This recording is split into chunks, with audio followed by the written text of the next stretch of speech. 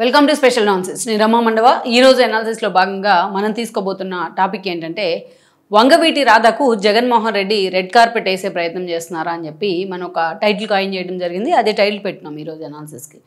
ఎందుకంటే వంగవీటి రాధ ఈరోజు టీడీపీలో ఉన్నారు.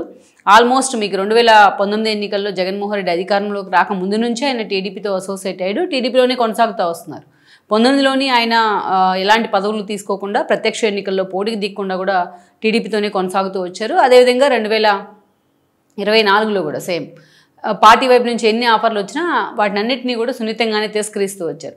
అయితే ఇప్పుడే టీడీపీ వైపు నుంచి వంగవీటి రాధకు కీలక పదవి రాబోతుంది అనేది గత కొన్ని రోజులుగా జరుగుతున్న చర్చ. అటు ఆయనకి రాజ్యసభ ఇస్తారా, లేకపోతే ఎమ్మెల్సీ ఇచ్చి క్యాబినెట్లోకి తీసుకుంటారా, ఇవన్నీ కూడా చాలా విస్తృతంగా వంగవీటి రాధ పొలిటికల్ కెరీర్కి సంబంధించి అయితే ఒక చర్చ జరుగుతుంది. అయితే ఇదే సమయంలో జగన్మోహన్ రెడ్డి కూడా మరోసారి వంగవీటి రాధ కోసం ప్రయత్నం చేస్తున్నారు అనేది ఒకవైపు విజయవాడ సర్కిల్స్లో వినిపిస్తున్న చర్చ.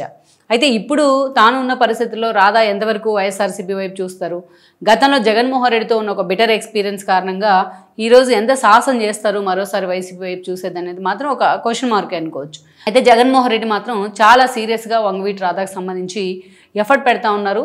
తన పార్టీ నేతల్ని వంగవీటి రాధ దగ్గరికి పంపించే ప్రయత్నం కూడా చేస్తూ ఉన్నారు.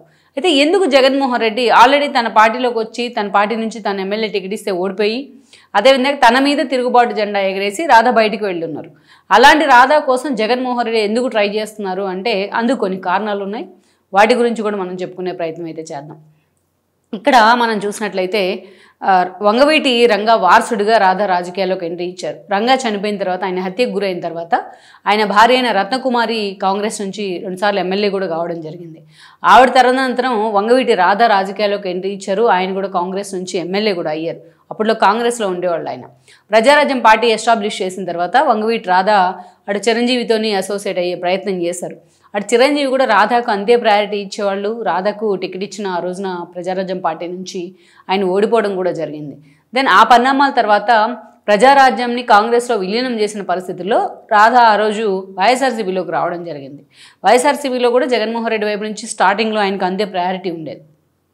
బట్ వెరాజ్ 2014 ఎన్నికల సమయంలో ఆ రోజు సెంట్రల్ నుంచి టికెట్ ఇస్తే రాధ ఓడిపోవడం జరిగింది.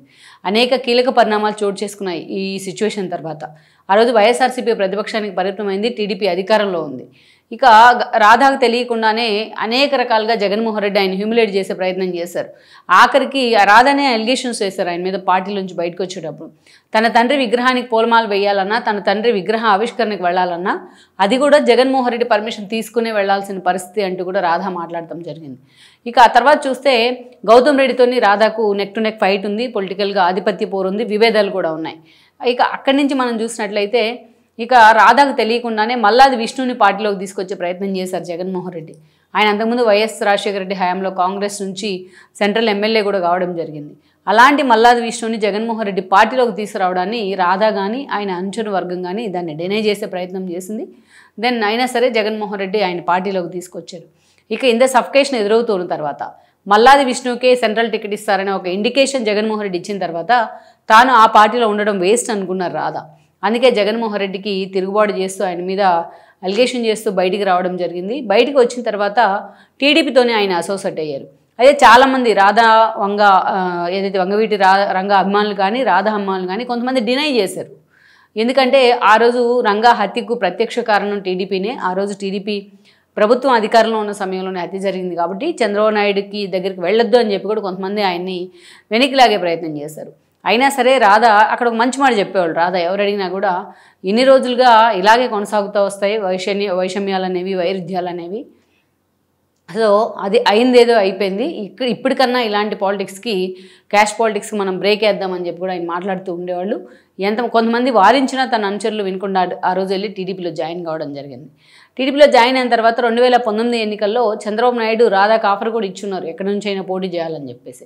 తాను ఎక్కడ అడిగితే అక్కడ టికెట్ ఇస్తామంటూ కూడా ఆఫర్ ఇవ్వడం జరిగింది.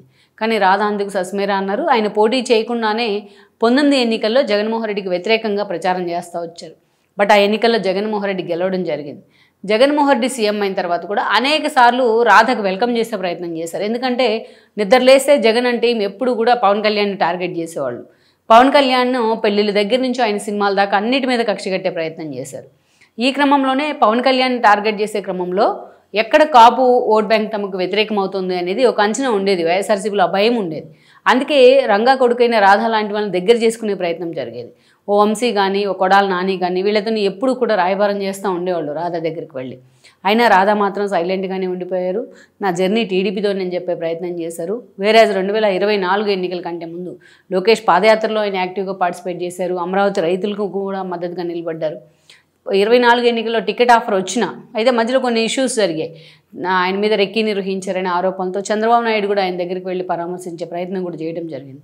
ఇక 2024 ఎన్నికల సమయంలో రాధా టికెట్ అడిగితే విజయవాడ పరిధిలో ఎక్కడైనా టికెట్ ఇస్తామని ఆఫర్ జరిగింది. ఇన్ కేస్ ఆయన బందర్ ఎంపీగా కూడా పోటీ చేస్తారనే చర్చ జరిగింది. జనసేన నుంచి నాదెండ్ల మనోహర్ లాంటి వాళ్ళు స్వయంగా ఆయన ఇంటికి వెళ్ళి ఆయన ఆహ్వానించడం కూడా జరిగింది. అయినా కూడా రాధా మాత్రం అందుకు ఒప్పుకోలేదు. సో సైలెంట్గా ఆయన టీడీపీతోనే సేల్ అయ్యే ప్రయత్నం చేశారు. పోటీకి కూడా దూరంగా ఉన్నారు. ఇక చంద్రబాబు వైపు నుంచి ఎలాంటి హామీ వచ్చిందనేది పక్కన పెడితే, బట్ మొన్నటి ఎన్నికల్లో కూటమి అధికారంలోకి వచ్చిన తర్వాత మధ్యలో రాధా అనారోగ్యం పాలు కూడా అయ్యారు. ఇప్పుడు బాగున్నారు ఆయన. సో అలాంటి పరిస్థితుల్లో రాధా మరోసారి యాక్టివ్ అవుతున్నారు, అది ఒక చర్చ. టీడీపీ నుంచి క్యాబినెట్ ఎక్స్పాన్షన్ ఉంటే ఆయనకి ఎమ్మెల్సీ ఇచ్చి మంత్రిని చేస్తారనేది ఇంకో చర్చ. ఇంకొక వైపు జరుగుతున్న ప్రచారం ఏంటంటే రాధాకు రాజ్యసభ ఇస్తారు, ఆ స్థాయిలో ఆయన్ని ఆనర్ చేసే ప్రయత్నం చేస్తారు చంద్రబాబు నాయుడు అని కూడా చెప్తా ఉన్నారు. ఎందుకంటే టీడీపీ ఖాతాల్లో మరో 6-7 నెలల్లో 3-4 రాజ్యసభ సీట్లు రాబోతూ ఉన్నాయి. అయితే ఇదే సమయంలో జగన్మోహన్ రెడ్డి కూడా చాలా సీరియస్గా రాధా మీద ఫోకస్ పెట్టే ప్రయత్నం చేస్తున్నారు. కూటమి మీద వ్యతిరేకత వస్తూ ఉంది, ఆ వ్యతిరేకతను మనం ఎన్కాష్ చేసుకునే ప్రయత్నంలో రాధా లాంటి వాళ్ళు తన పార్టీలోకి రావాలని ఆయన భావిస్తూ ఉన్నారు. ఎందుకంటే పవన్ కళ్యాణ్ మీద తాము పూర్తి స్థాయిలో దుష్ప్రచారం చేసి అటు కాపు సామాజిక వర్గంలో కూడా ఎంత వ్యతిరేకత తెచ్చుకున్నామనే విషయం జగన్కి ఇప్పుడు అర్థమవుతూ ఉంది.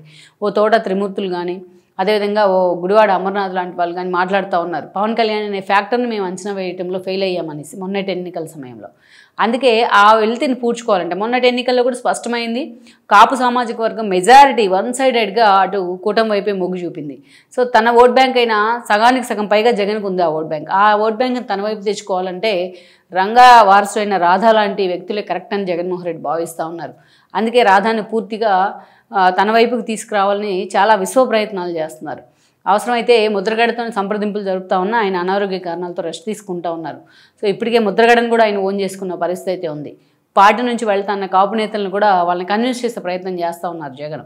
సో అలాంటి పరిస్థితుల్లో రాధాని తన పార్టీలోకి తీసుకోవడం ద్వారా ఆయన్ని కన్విన్స్ చేసైనా సరే మరోసారి కాపు సామాజిక వర్గంలో ఒక ఏదైతే పాజిటివ్ మెసేజ్ వెళ్తుంది అని కూడా జగన్మోహన్ రెడ్డి లెక్కలు కడతా ఉన్నారు.